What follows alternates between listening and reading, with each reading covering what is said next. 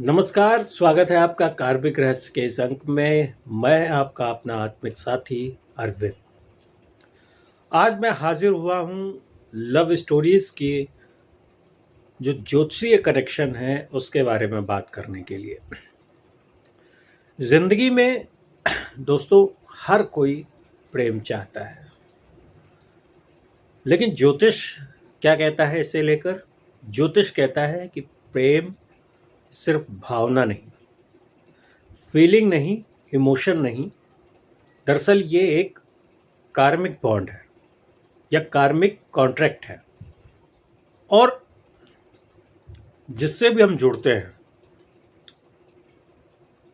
ज्योतिष में उसे आत्मा कहा जाता है, जिससे भी हम जुड़ते हैं दरअसल वो पहले भी कभी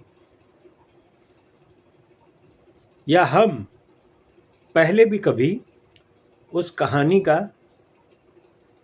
हिस्सा हुआ करते थे, या वो कभी हमारे पहले की कहानी का हिस्सा रही है। इसलिए हम इस जन्म में किसी से प्रेम के रूप में जुड़ते हैं। ये जो रहस्य है यही प्रेम का सबसे गूढ़ रहस्य है।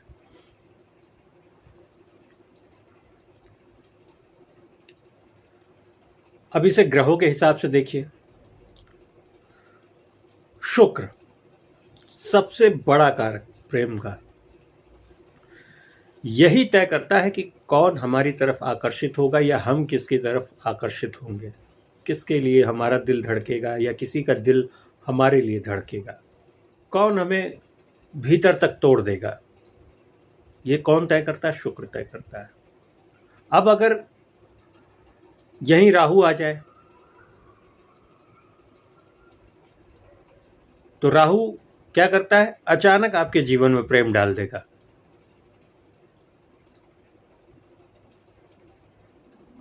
ऐसा लगेगा कि किस्मत का पन्ना ही पलट गया, भाग्योदय हो गया।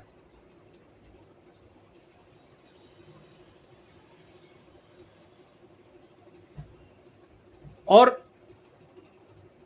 राहु का जो नेचर है उसमें ऐसा लगता है कि पूरी आत्मा ही उसने झकझोर दी,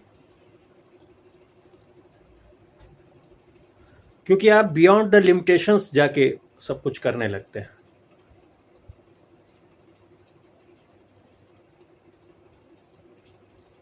और जब ऐसा होता है तभी राहु सिखाना शुरू करता है आपको, या फिर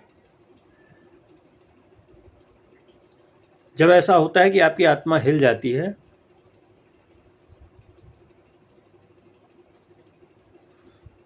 तो राहु कहता है या सिखाता है कि तू प्रेम से नहीं अपने आप से भाग रहा था। राहु ऐसा दिखा देता है, मतलब आपको लगता है कि अरे ये कहाँ था अब तक, ये तो मेरे जीवन का सबसे बड़ा जैकपॉट हाथ लग गया है। राहु इस तरीके से दिखा देता है। एक और ग्रह है चंद्र, जिसका काम है आपको फील कराना, महसूस कराना, इमोशंस डालना।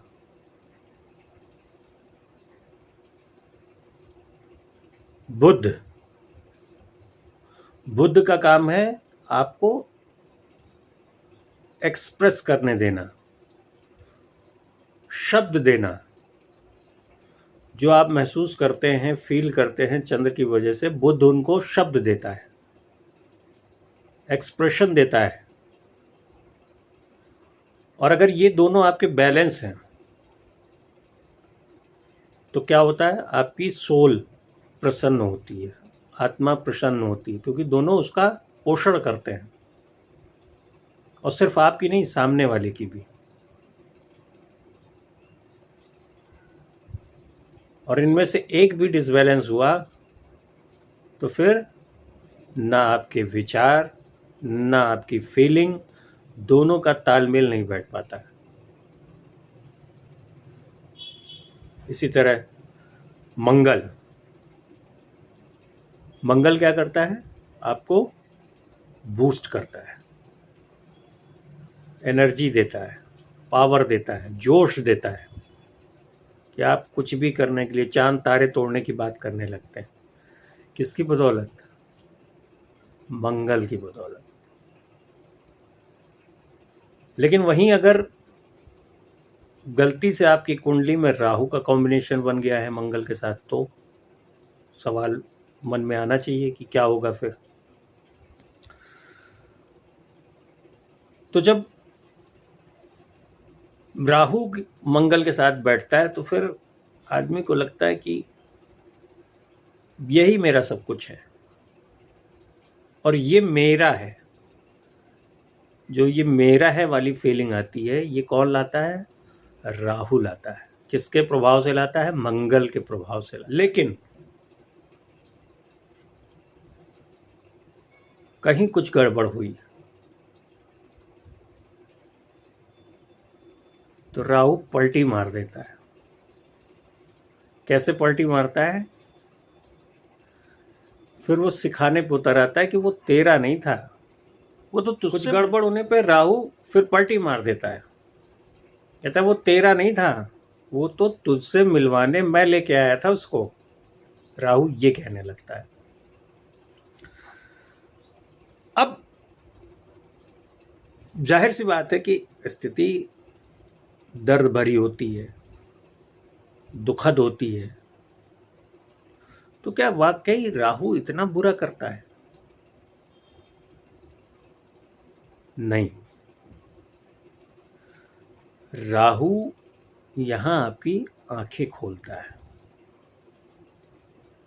वो कहता है कि छीना नहीं है मैंने, तेरे भीतर ही छोड़ दिया है, लेकिन तुझको जगाने के लिए। तो उससे सीख, राहु ये कहता है।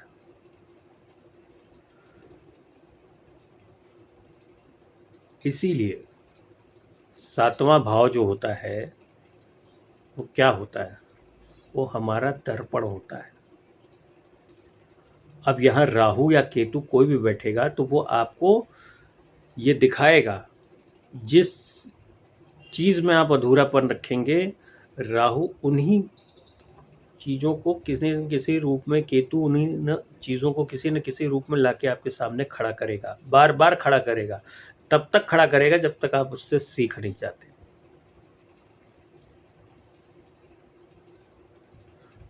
तो 7वें भाव को कभी भी, इसीलिए कहा जाता है कि जब राहु या केतु इसमें आ जाए तो कार्मिक हो जाते हैं। चाहे शादी हो, प्रेम हो, कुछ भी हो, आपका कार्मिक हो जाता है। तो जब तक आप पूरा नहीं करेंगे आप उससे छुटकारा नहीं पाएंगे। गुरु इन सब के बीच में, गुरु क्या करता है? गुरु आपकी आध्यात्मिक समझ को बढ़ाता है और कहता है कि प्रेम लेना नहीं, देना सीख। अच्छा, इतने सारे ग्रहों से आपने कुछ न कुछ सीखा, लेकिन क्या सीखा ये कौन तय करेगा? ये भी तो एक सवाल है। परीक्षा भी तो होगी आपकी। वो परीक्षा कौन लेता है? शनि। कैसे लेता है? आपका धैर्य परख कर, आपको दूरी देकर, आपको वियोग देकर, दुख देकर, कि आप इस कार्मिक बॉन्ड, कार्मिक कॉन्ट्रैक्ट को कितना समझ पाए अपनी जिंदगी में। ये परीक्षा शनि लेता है।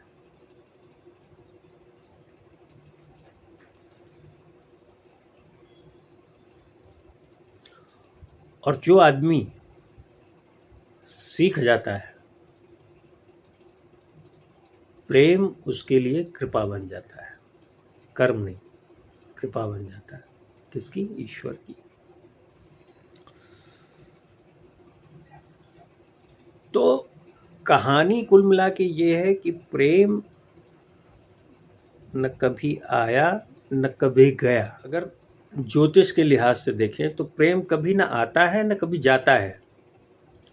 वो सिर्फ और सिर्फ आपकी सोल जर्नी होती है। क्यों होती है?